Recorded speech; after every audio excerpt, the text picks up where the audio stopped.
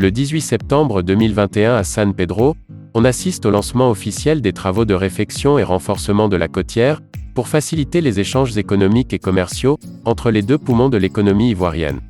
Les travaux de renforcement de la route côtière, longue de 353,5 km, avec une chaussée de 7,40 mètres, un accotement de 2 fois 1,5 mètres, et 5 km en 2 fois 2 voies, sont répartis en 3 lots et attribués à 3 entreprises.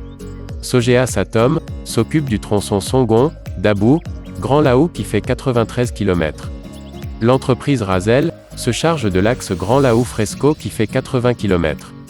Et l'entreprise PFO du tronçon Fresco, Sassandra, San Pedro, Grand Bérébi, qui fait 180,5 km. En outre, il y aura un prolongement des ouvrages hydrauliques, l'élargissement des aires de stationnement dans les traversées des villes et villages. Les villes traversées par cette voie bénéficieront de 72 km de bitume, dont 25 km pour la ville de San Pedro. Le renforcement de la côtière présente des enjeux économiques, touristiques et sportifs pour les régions concernées et pour la Côte d'Ivoire. À cause de la fluidité du trafic et la facilité d'accès aux équipements socio-économiques de base, qui contribueront au regain des activités.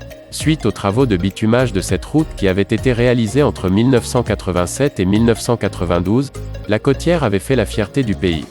Elle a permis de créer la liaison terrestre directe entre Abidjan et San Pedro, et faciliter les échanges économiques entre ces deux poumons économiques du pays.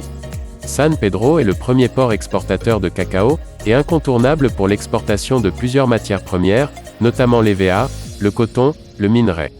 San Pedro est la ville qui abrite le deuxième port autonome du pays. La région est connue comme l'une des zones les plus touristiques du pays. De plus, la ville de San Pedro est l'une des villes de l'intérieur du pays, qui accueilleront les matchs de la Coupe d'Afrique des Nations de 2023. Un stade de 20 000 places y est en construction.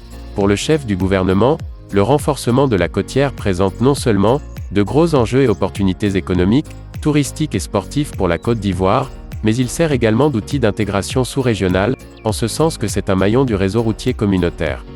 À travers la transcôtière qui part de Dakar au Sénégal à la frontière du Nigeria.